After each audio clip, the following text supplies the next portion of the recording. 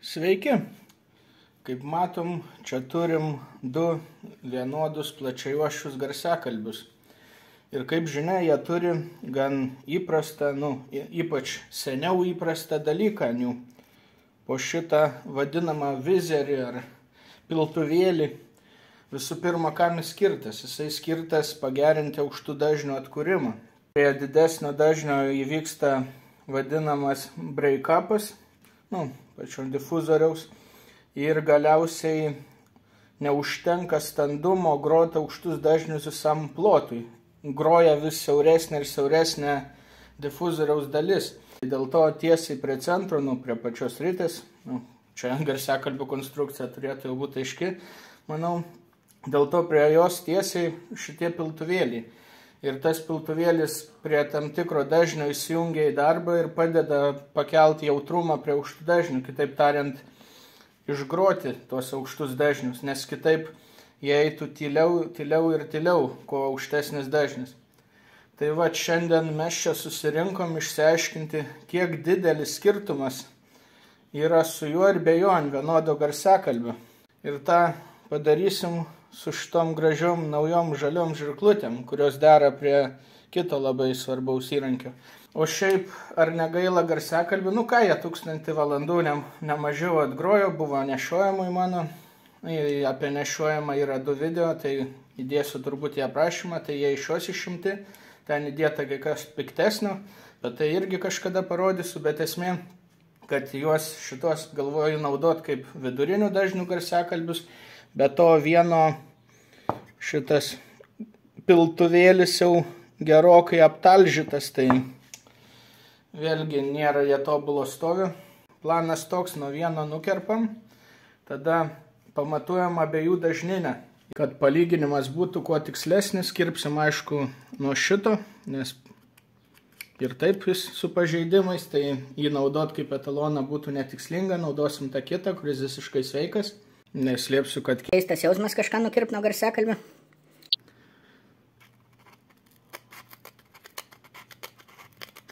Neblogai.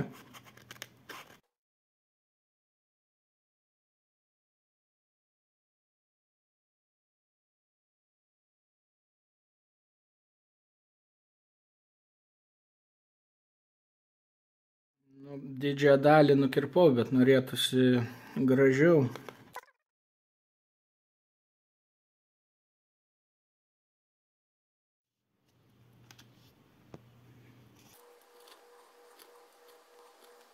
,17 gramų nusiėmė pačio svorio, dėl ko aš žiūriu, nes mes šitokiu būdu palengvinom patį difuzorių ir garsiakalbis bus jautresnis.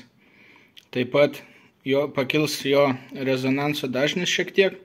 Pažiūrėsim, kiek šitas 0,17 įtakoja, nes neatsimenu, kokia jo judanti masė, bet įtariu įtakos labai mažai, bet kuriuo atveju čia ne koks subas, ten, kad 1 Hz ar kiek aukščiau gros, vėlgi nesvarbu, kaip ir sakau, vidutiniam dažniam jie turėtų eiti pas mane. Visai įdomiai atrodo, šiek tiek yra grubumų, bet dar aš kaip nors palyginsiu tą nukirpimą, bet tikrai, piltuvo dabar nėra. Kaip dėžę abiem garsiakalbiam panaudosiu šitą kartoninę dėžę, kadangi svarbu sužinot, kas vyksta su aukštais, tai ta dėžė nieko čia labai nekeis. Nebent, nuo sienų artumo ar kažko, gali būti atspindžių kažko, tai dar įmesiu sinteponą dėl visako į vidų. Bet to jie abu įdėti simetriškai, tai bet koks dėžės efektas turėtų įtakoti abu vienodai. Tai manau gausis gan tikslus palyginimas. Kad pajungt garsiakalbius reiks biškį laidų. Turiu tokius. Visa nesąmonė paruošta.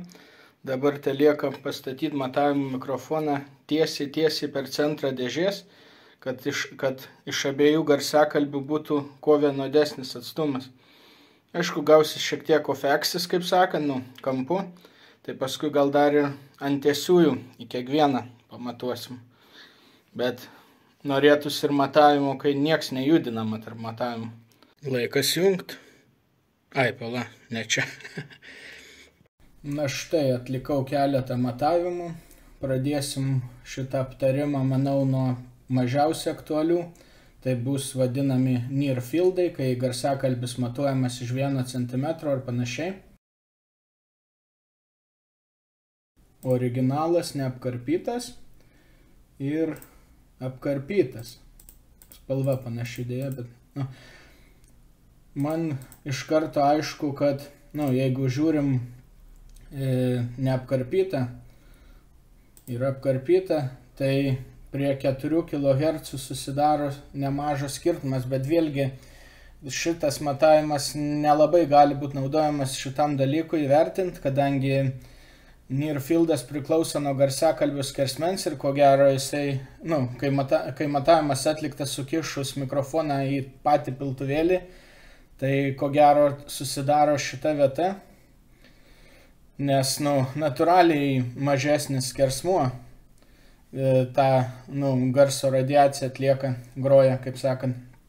Tai realiai šitą matavimą nelabai kad sužinosim, tik tiek, kad garsiakalbiai visai neblogi šitie yra. Tai vat, near fieldas padarytas, bet nieko iš jo čia daug nesuprasim, ką šitas modas padarė.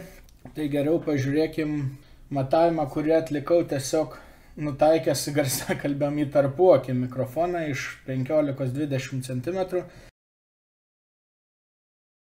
Ir abu matavimai atlikti nepajudinant mikrofoną nei milimetrų. Bet dėl šito abu garsiakalbiai nėra tiesiai ašynų, šiek tiek kampu matuojasi, bet matuojasi tokiu pat kampu. Tai pažiūrim, kas gavosi. Originalą galim jungti. Čia yra visokių nelygumų, vėlgi turėsim ir atspindžių kambarį ir visko, bet vėlgi abu garsiakalbiai matuojami vienodom sąlygom. Aišku, galėčiau pagal impulsą susigeitinti matavimą, bet matom atspindžiai kartojasi. Nelabai gerom sąlygom matuota arti daiktai, nuo kuriuo atsispindėta, tai nelabai čia ką pribursi daug, bet to mums ir nereikia. Mes tiesiog jungiam kitą matavimą, kuris irgi lygiai tokio pačiom sąlygom, šitas bus nukirptas. Ir matom, kad visas šitas šienainis labai kartojasi, tai iš tikrųjų, apart šitos vietos viskas labai panašu. Ir tai ta vieta čia nėra toks jau dalykas, čia viskas vos neidentiškai nueina ties žemais, tai matom, matavimai labai panašus. O kur iš vis tikėtis to nukirpimo reikšmės, kad kažkas pasikeitė nukirpus tą piltuvėlį, tą vizerį, šmizerį, tai kažkur jau gal virš 4 ar daugiau kilohercų. Tai ir matom, didžiausi skirtumai ir yra kažkur toj zonai, nuo 6 kHz, kokiu labiausiai skiriasi. Bet kas labai įdomu, matom čia baisiausią skylę. Ir aišku, natūraliai norėtųsi galvoti, kad čia iškarpiam, sugadinom garsiuką ir nukirptas tą daro, bet deja, čia originalas. Kažkokiu būdu mūsų iškarpytas garsiakalbis turi gražesnį atlikimą, kaip sakant, čia, kur turim 8.6, kur turim šiam 9, tai tarp vieno ir kito vien koks didelis skirtumas. Aišku, jau čia nepanaudojama ganėtinai bet kuriuo atveju. Šitos garsiakalbius kažkada naudojau kaip plačiajuosčius, bet uždėdavau biškį lentynėlės, kad pakelt viršų.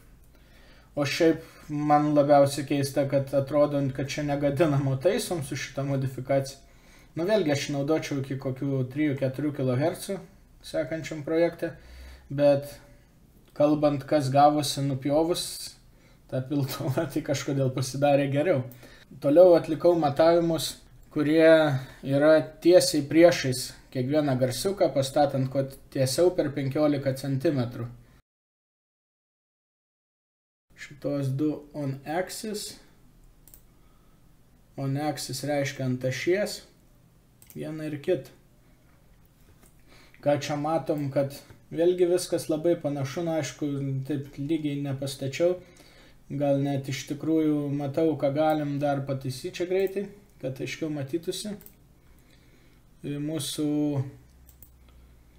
originalaus oranžinis on axis biški išmatuotas turbūt iš kokių centimetrų arčiau. Čia aišku, informacijai daug nepakenks, bet pažiūrėkit kairiai kaip gražiai. 0,7 decibelų. rankos yra rankos, negali taip tiksliai pastatyti, tas trikojus biškai sviruoja, bet dabar matom, kad viskas labai panašu ir pagal apačią visai gerai idėja surikiuot, matom, eina, elgi turim kažkokią skylutę čia, bet vėl kur šitam kūgiui, piltuvui, vizeriui aktuali zona, kažkokie įdomus dalykai darosi, Nu, vėlgi dabar čia pakilo visa ta zona, nes dabar matuojam iš nulinio kampo, ne šiek tiek įstrižai kaip prieš tai. Ir pažiūrim, originalas yra šitas, nieks nekirpta. Galima vadinti plačiajuosčiu, tikrai iki kokių 15 kHz prasitęsia, tikrai kažką groja, aišku, negražiai jau gan, bet groja, girdisi tie aukšti tikrai.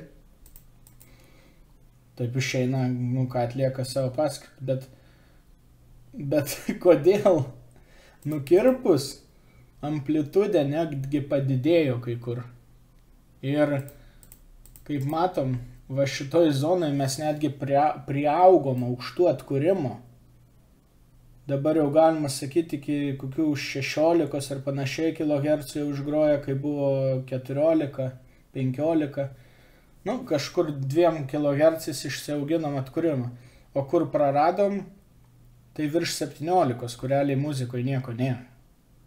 Tai man kyla klausimas, kodėl tie garsiakalbiai turėjo tuos savo kūgius, jeigu nieko čia tokio gero, kad nuimt va šitas 2 kalniukus, kad čia 9,8 ar 9,7, 2 decibelus čia nuimt, kad prarast čia gerokai daugiau. Keista iš tikrųjų.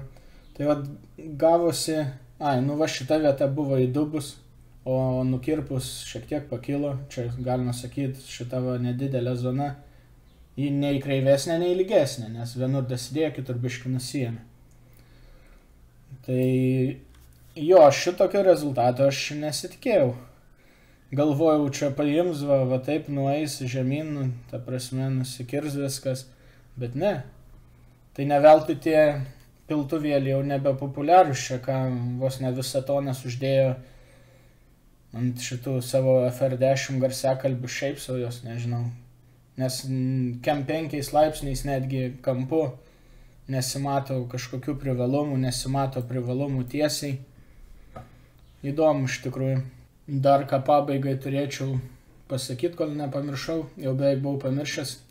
Minėjau, kad sumažinom garsiakalbio masę, tai galbūt galėjo dadėti jautrumo ar kažką tokio, nes judanti masė sumažėjo, bet 0, ten gramų, tiesiog per mažas skirtumas tai paskęsta paklaidose, tai čia to net nesigilinsiu, tai ir galiu garantuoti, kad kokioj portintoj dėžutėj kažkur jie gros visiškai vienodai apačią. Ta prasme, nes per mažai svorio nuėmėm, kad pasijaustų. Tai tiek šiam kartui. Dėkui, kad žiūrėjot ir sėkmės konstruojant. Iki.